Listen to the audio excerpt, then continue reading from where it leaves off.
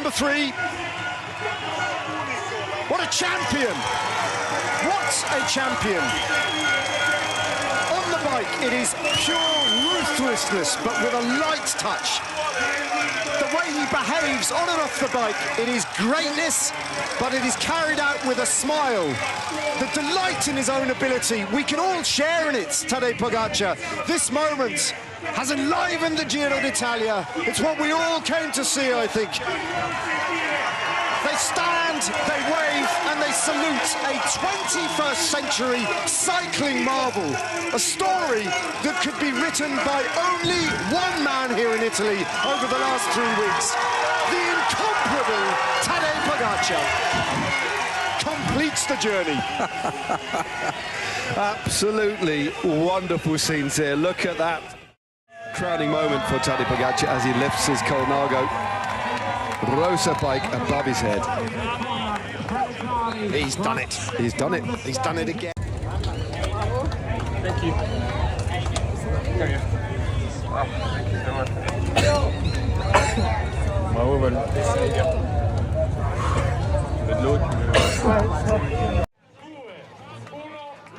So, 5 minutes behind schedule, we get the race underway. It's a relatively long neutralised start today, 5.9 kilometres in length. Tadej Pogacar pulling out a pink extra layer. Is he going to pull that one on over the top of everything? I think he's rolling it up. Rolling it up, yeah. Yeah. So no news of any riders not starting today, and I hope for all these riders' sake they make it to Rome now. Yeah. It's been a long journey, and we're very, very close to the end. Not quite to his liking, perhaps. Did you notice that's a slightly different bike as well?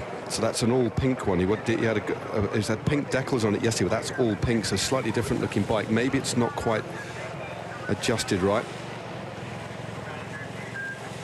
So it looks like they're just adjusting the stem. Maybe it's not quite straight. So that is a new bike for Tadej Pogacar. And again, normally they'll get an all yellow, red or pink custom bike for the final stage, and it suggests to me that bike is going to want to ride to victory today. That's quite significant, actually. It's quite a statement bike, isn't it? Yeah. You don't just cruise around in the bunch on that bike, on the no. on the pellet, on the.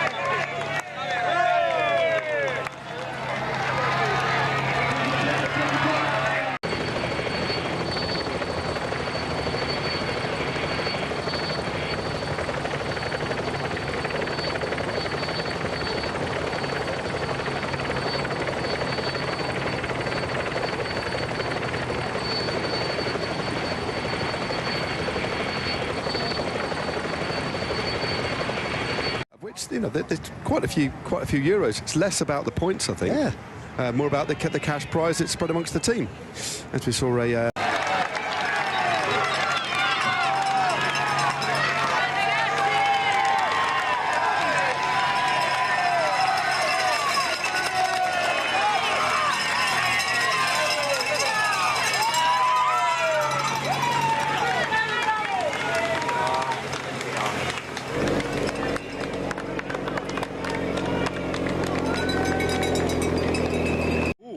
Well, that was interesting, wasn't it? Oh, that was, I tell you what, that was a real flex. National group of fans here, Slovenian and Basque country flags being waved in the face of these riders. Let's just sit back and listen for a second or two.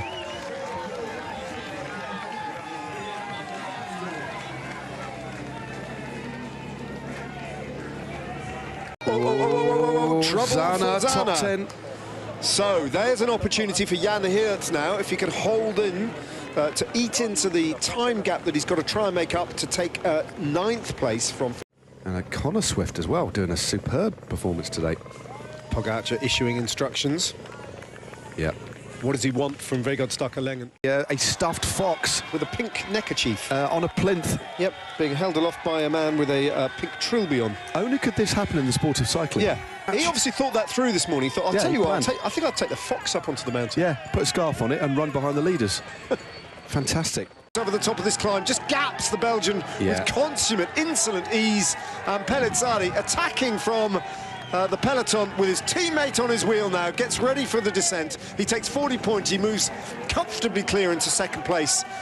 And actually, just 42, was it 42? His teammates Tonelli and Sanchez too put under pressure here by the flying Italian, who might just go solo now. It's a good response from Sanchez, he's digging in. Yeah, he knows that this is a slightly shorter effort now. Try and stay in front, get onto the wheel of this youngster, and let him set the pace as well. What remains of this stage is like a turbocharged edition of Il Lombardia, isn't it? And we know who's won that for the last couple of years. Yep. Very similar to... Last 3 years, isn't it? 3 years, yeah. Tadej Pogacar specialises in days like today, and he's earmarked stage 20 quite clearly for a big demonstration of what he's all about. There's the peloton. Picanzoli, impressive ride from him. Van Sevenant is still there, and so too is Jan Geert. Making sure it's fueled. Well, Tonelli will sit on the front and I'm sure take the Intergiro here. Yeah, he should do, shouldn't he? Sanchez won't bother. Nope. And indeed he does. So Tonelli takes the Intergiro. That's the last of the intermediate sprint points. All that remains now is the... Well, it's not actually... It's going to feel as like this lad looks a lot more fluid. And he was in the early break again today, wasn't he? And there's a difference there because Pellizzari has attacked over the top of the Monte Grappa climb. Pellizzari is making UAE Team Emirates work now. Regardless of the outcome, he has put UAE Team Emirates under pressure here. He has. He's still sprightly. Yep. He's still revving that gear beautifully. Hasn't missed a beat at all. As it goes! Pogacar launches. 4 kilometres to go from the top, and Pogacar goes on the Monte Grappa. We have waited all day for this moment. He is off in pursuit of history once again. He has one rider ahead of him on the road, the youngest rider in the Giro d'Italia. Very, very quickly, as we saw. Even Geraint Thomas struggling to stay with his wheel. Jan Geert turning a big gear out of the saddle. Can't do anything other than just hope that he can hang on to that rear wheel of Michael Storer, who has not looked better than he has done today in the whole of the Giro d'Italia, rocketing up the GC standings. Indeed. Well, there's they've actually stripped away Bardet. His team did him proud today, once again. That's the top of the climb. And that is not the last climb of the Giro d'Italia, but very nearly, and he has used it once again quite astoundingly to his advantage. Over the top he goes with a 1 minute and 44 lead over 2nd place Dani Martinez, who's in the company of Arno Rubio and Antonio. Little bits of maths going on in the top 10. Aaron's been fighting on his own. It's a good ride from Rubio and Tiberi to get across to Dani Martinez, so he hasn't got the road all on his own now. No. Dani Martinez got company. And we've also got that little flat section as well to try and regroup on at the bottom of this climb. An entirely new chapter in the long and storied history of the Giro d'Italia. The race organisers would have hoped for an exhibition like this, and he has delivered. Yep.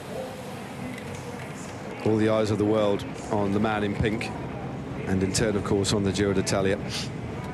He's the biggest rider in the world, highest paid rider in the world. He entertains. Tour win number 3. What a champion! What a champion! On the bike, it is pure ruthlessness, but with a light touch. The way he behaves on and off the bike, it is greatness, but it is carried out with a smile. The delight in his own ability, we can all share in it, Tadej Pogacar. This moment has enlivened the Giro d'Italia. It's what we all came to see, I think. They stand, they wave, and they salute a 21st century cycling marvel. A story that could be written by only one man here in Italy over the last 3 weeks. The incomparable Tadej Pogacar completes the journey. Absolutely wonderful scenes here. Look at that.